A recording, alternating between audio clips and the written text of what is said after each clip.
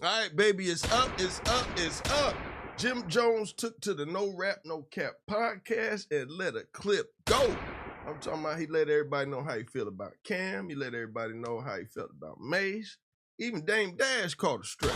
You know what I'm saying? Just by being asked a question. You understand? Basically saying that they ain't have no influence in Harlem on the street. And Cam was only known for basketball. Dame was a lame and said Mace was a lame. I'm talking about Jim Jones was really wilding. Now check this out. Just check out a clip before we get into it. Right. Mace had an impact in Harlem? No. After he did music. Right. After he did music, right. After he did music. Cam was a basketball player. He had his own little influence because he was dumb nice at basketball. They both. Basketball. Right. Mace was talented. He was a dancer.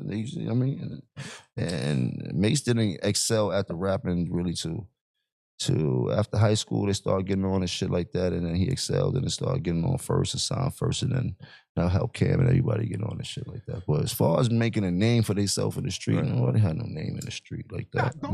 Big L. Big L had a name for himself.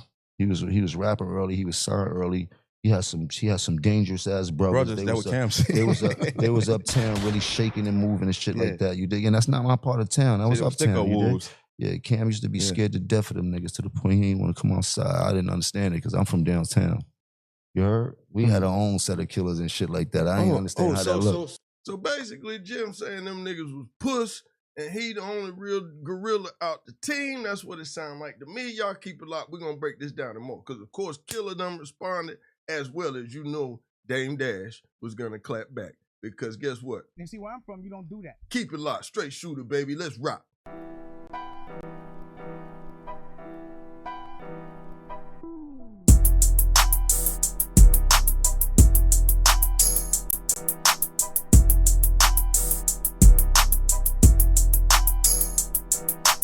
All right, welcome back. So like I said, man, Jim Jones took to the No Cap, No Rap podcast. Shout out to them. They did an amazing job. The brothers went up to NY and did an interview with the Capo. Looks like they did the interview in the his facility, the IFC facility. Now, like I said, I'm not here to pick sides. I'm just in here blogging like everybody else, giving y'all the news from the Red Room. You know what I'm saying? Maschine Mafia style.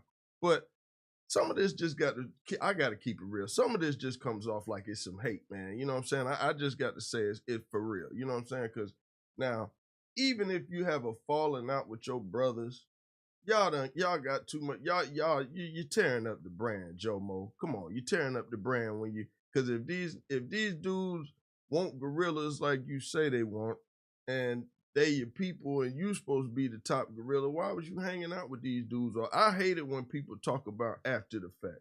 Like, even if we agree to disagree, it could just be, yo, I don't rock with you, you don't rock with me, keep my name out your mouth, I keep my name out your mouth, and we at peace, you know what I'm saying? I ain't gotta say pause, but we at peace, you know what I'm saying? I can exist, you can exist. We can be in the same room, but just know this, like he said, the gun line is real. Anybody can get it. So I respect him on that. And if he's speaking his truth, you know what I'm saying? He's speaking his truth. So, only thing we know one thing is this. F around and find out. We gonna find out because it's to the point now where it's too, the gun line being crossed. Because I'm talking about the way these jokers is talking to each other on the internet is crazy. You know what I'm saying? Of course, 50 Cent chiming in. You got Camron. Now, he actually responded. Now, we're going to get straight to what Killer had to say. Now, Killer won't plan. He said, how you worried about me when your heat off and the rent due? Y'all just don't want to believe the truth. You know what I'm saying? Like, you don't want to believe it. Now, don't get it twisted now. In that video now, Capo and them was in now. Everybody had on, they was getting food. But everybody had on coats now. It looked real chilly in there now. Don't get it twisted now. So, we just want to know, Capo, is the lights off for real? Not the lights, but is the power off for real? Yes. Absolutely. Like, come on, man. Like, you can't be out here balling and you in a facility and heat out. You know what I'm saying? Like, you know what I'm saying? That's just, I don't want to believe it, man. I think he just getting trolled. Like, see, Jim, one of them dudes, he can't troll, man. He's not a troll. First thing gonna come out of his mouth is let's fight. You know what I'm saying? That's just, you know, the gorilla in them. You know what I'm saying? And shout out to Jim. Like I said, I ain't picking no sides. I just don't like to see when the family feud public because it could get real dicey. It's so many times, like even Zeke was in the comments. Now Zeke was like, yo, he just cause he called a stray just for laughing in the comments. So, you know, and I thought Zeke was brought to the crew by Jim. They supposed to go back together, you know what I'm saying? So for him to call him soft, that's crazy. You know? New York, what's happening, man? It is hell up in Harlem. Where P. Diddy at? We need Diddy back to restore order in the city. Because the way y'all acting crazy, man. I can't believe this. You know what I'm saying? This is crazy. This is crazy. Now who y'all believe? Capo? Now, you know, everybody know Killer was a basketball player. You know what I'm saying? Let's just go ahead and get that straight. We all knew Killer was a basketball player, okay? And we know Mace played on the basketball team with him. I'm not sure if he was an All-American or this or that, but we do know they have a story. Other than being Cam's hype man in the beginning and his partner, that's the story we know of Jim. Now, Jim has done an excellent job of molding himself into his own person, his own being, and standing tall on his two feet. Can't nobody take that away from him. But, I mean, if you felt like he was scared of Big L brothers and all this and all that, was you around him?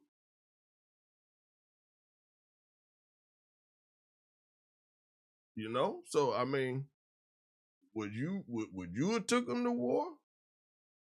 No, we ain't I mean, you know, everybody know Jim will fight. And, you know, everybody know Jim keep 30, 40 goons around him that's ready to fight and do all this and all that. You know what I'm saying? Now, we did see him get out of there at the Rucker. Now, we did see him scale that fence real quick now when C. Gutter got a hold of him. But, you know, water under the bridge, you win some, you lose some. You know, but this is just a whole ugly situation, man. I hated that it even got to this point, man, because this is just, it's insane. You know, it's really insane. It makes the early 2000s feel like it was all a lie. The whole diplomatic movement, it all fit. You know, even when Mobb Deep broke up, at least they got it back together. Now, Have my favorite producer, so shout out to Have, HAVOC. But like even when Mobb Deep broke up for a little bit, at least they worked it out and got it back together. It didn't get to this point because at this point right here, I think Versus was the last time we will ever see the Diplomats on the same stage again. But again, like I said, Dame Dash, we knew Dame Dash wasn't gonna sit back.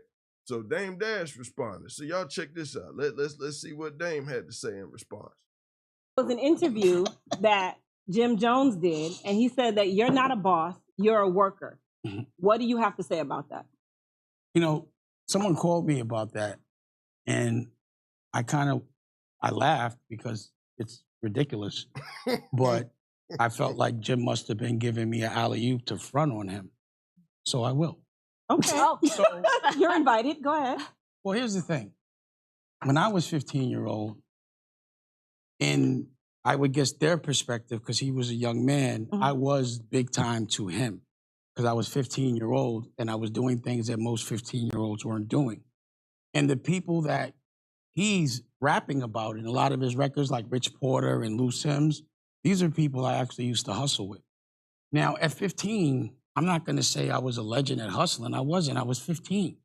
But the people that we were looking up to, by the time I got to their age, I definitely made more money than them, and I was more impactful as it relates to culture, because it wasn't being known for selling drugs. I was never known for selling drugs. But what you won't do, you could ask Lou Sims if he ever sent me to the store, or ask anybody that you know that was in that world that ever sent me to the store.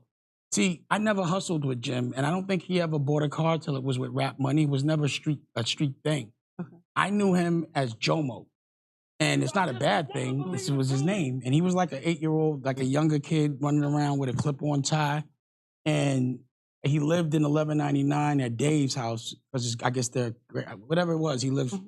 So I never really knew him as, like, growing up. He was always a little kid. Yeah. But Camron brought him around, and I was like, why are you with Jomo? And he was like, well, and he admitted this, well, he has a crib we go to, we just using him, blah, blah, blah. I was like, yeah, all right, it's trouble. But he's done what he's had to do. But, you know, he wasn't there to say that. But if he can say that, like Dookie, I used to hustle with Dookie. He was my lieutenant. Not Dookie. I thought he was calling the man Dookie. So he talking about Duke the God when they say Dookie. But we all know Dame get a little long-winded. I'm going to let this rock for like a few more seconds and I'm going to shut it down. You were wrong. Pause. Pause. Duke the God is, we call him Dookie, Paul. Okay. But Duke the God is with the Dipset. I used to hustle with him. Okay. You could ask him if he ever seen someone send me to the store, but I was always known in the position as somewhat of a boss. And all I did was pass the plug to them. They were like, they always looked up to me at that time, but I was never big time as a drug dealer, but I did have a crew called The Best Out, and we were the youngest crew, and we were legendary. We was all getting money. Yeah. But again, I'm pretty impressed with who I am and who I was and the things I did. And the fact that the people rap about are the people that I actually hustle with and actually was able to go another direction. There you go, Dame. So Dame was speaking his truth. You know what I'm saying? He clapped back. He went a little bit deeper, but we ain't going to play all that because I'm trying to get this thing monetized. You dig? But anyway, like I said, so whose side y'all on? Y'all riding with Jim or is y'all riding with Killer Cam? And Mace called a Strait. I don't even think the Reverend going to respond. You know, we all know he's bigger than that, so I don't really see him rapping about it or doing none of that. But anyway, like I said, we knew Dame Dash was gonna clap back. That's Dame. Like Dame ain't letting nothing slide. If somebody say something, he's on rap time. Within 48 hours, it'll be a response. But unless he's on the lake. But anyway, y'all keep it locked, man. Y'all know how we do it. Hope y'all have a good day. Man, I'm in the newsroom all day, man. Y'all know how we rocking. Make sure you hit that subscribe button, hit the like button. Holla at your boy, man. We on the road to 1K, and y'all help your boy get there and stay in the lock, man. Just get them comments. Let me know what y'all think, man. All right, Straight Shooter Podcast, baby. Gone.